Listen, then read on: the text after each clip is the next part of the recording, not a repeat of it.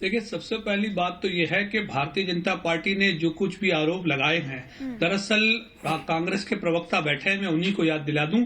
हकीकत तो यह है कि ये उनकी करनी का फल है, क्योंकि देश में एक प्रकार की कट्टरता को राष्ट्रवाद का नाम दिया जा रहा है।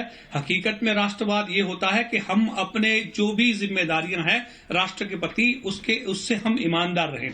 तो हो ये रहा है कि हम अपना टैक्स भरने में बेईमान हैं, हम सफाई रखने में बेईमान हैं, जहां तहां थूक रहे हैं, सारी चीजें कर रहे हैं। लेकिन हुआ क्या कि ये सारे फैनेटिक ऑर्गेनाइजेशन कांग्रेस के शासनकाल में पले और आज वही बड़े होकर उन पर ये आरोप लगा रहे हैं कि आप देशद्रोही हैं। वो नहीं है, ये देशद्रोही हैं। खैर, ये तो उनका अंदरी मामला है, कांग्रेस को डिफाइन करना मेरा काम नहीं है। दूसरे नंबर की बात जो मैं आपको बता रहा हूं, सवाल यहां ये आकर खड़ा होता है। अभी आपने किसी पैनलिस्ट से कहा कि जब बात आती है तो आप संविधान की दुहाई देने लगते हैं। तो देखिए हिमानी जी, मैं आपको बता दूं, देश संविधान से चलता है। एजेंसियां जो काम करती हैं वो भी संविधान के मातहत, कानून के मातहत काम करती हैं कि भाई इस कानून के मातहत हमने इनके खिलाफ ये कार्रवाई की है। और बचाव पक्ष जो होता है वो भी यही कहता है कि अभी क्या बोलते हैं, इन्वेस्टिगेशन एजेंसी ने जो है जिस कानून के मातहत रखी है वो इसको सूटेबल नहीं है, ये कानून है। तो उसमें जो कानून कानून की व्याख्या और ये दुहाई देने की बात कुरैशी जी, ये अपने खेत में 2000 मछलियां पाल के हर 6 महीने में 3 लाख तक कमा रहे हैं। आपको भी ये करना है, इनसे सीखना है तो फ्रीडम ऐप को अभी डाउनलोड कीजिए। दानिश कुरैशी जी, ये दुहाई देने की बात मैंने सिलेक्टिव अप्रोच भी साथ में कही थी। सिलेक्टिव नहीं, आप अपनी बात कंप्लीट करिए। लेकिन चूंकि आप कह रहे हैं तो मैं आपको बता रही हूँ कि वो किस कॉन्टेक्स्ट में कहा गया था। आप अपनी बात कंप्लीट करिए।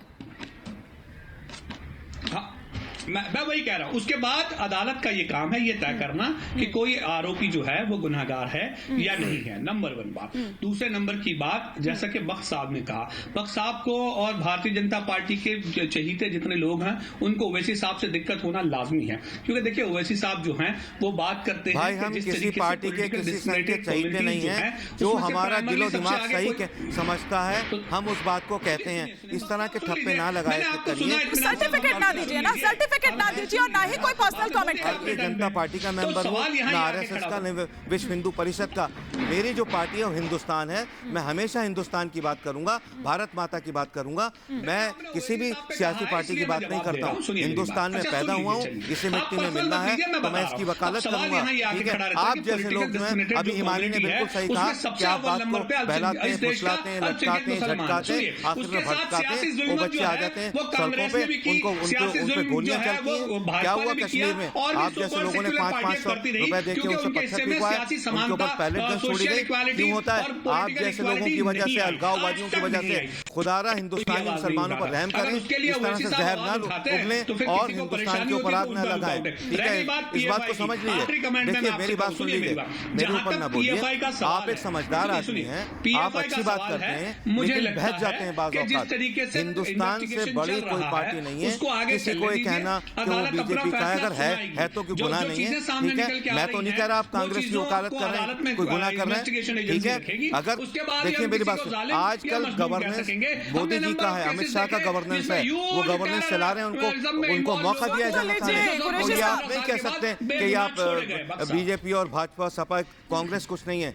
आज देखिए, और अभी एक बात कही गई थी, वो शायद हमारे इन्होंने कहा था दोस्त ने, कि किराएदार मकानदार, हाजिक साहब ने कही थी, जो भी किराएदार मकानदार का हक ना मैं कर सकता हूं, ना आप, ना हिमानी कर सकती है, ना कासमी साहब। इसका हक वो लोग करेंगे जो वोट देते हैं। वो जिसको सही समझते हैं वो मोदी को सही समझेंगे, 2024 में मोदी को ले आएंगे। वो किसी और को सही समझेंगे, उसको ले आएंगे। तो इस तरह की बातें नहीं करनी चाहिए। ठीक है, ठीक है। अदिकुर रहमान जी, सवाल उस पर उठने चाहिए जिसने एक्शन लिया, बैन लगा दिया गया, ये तमाम जो कार्रवाई की जानी चाहिए वो की जा रही है उस पर, या फिर उस पर जो ये मामले वापस ले लेते हैं? किसकी नीयत में खोट है? हिमानी जी, ये बड़ी अजीब बात है कि हम टेररिज्म की भी बात कर रहे हैं, देशद्रोह की बात कर रहे हैं, पीएफआई की बात कर रहे हैं, और इसके अंदर पॉलिटिक्स शामिल हो रहा है, इलेक्शन शामिल हो रहे हैं। बीजेपी और कांग्रेस के दोनों प्रवक्ता ये कोशिश कि हम उनसे बेहतर थे। ये अपने खेत में 2000 मछलियां पाल के हर 6 महीने में 3 लाख तक कमा रहे हैं। आपको भी ये करना है, इनसे सीखना है तो फ्रीडम ऐप को अभी डाउनलोड कीजिए।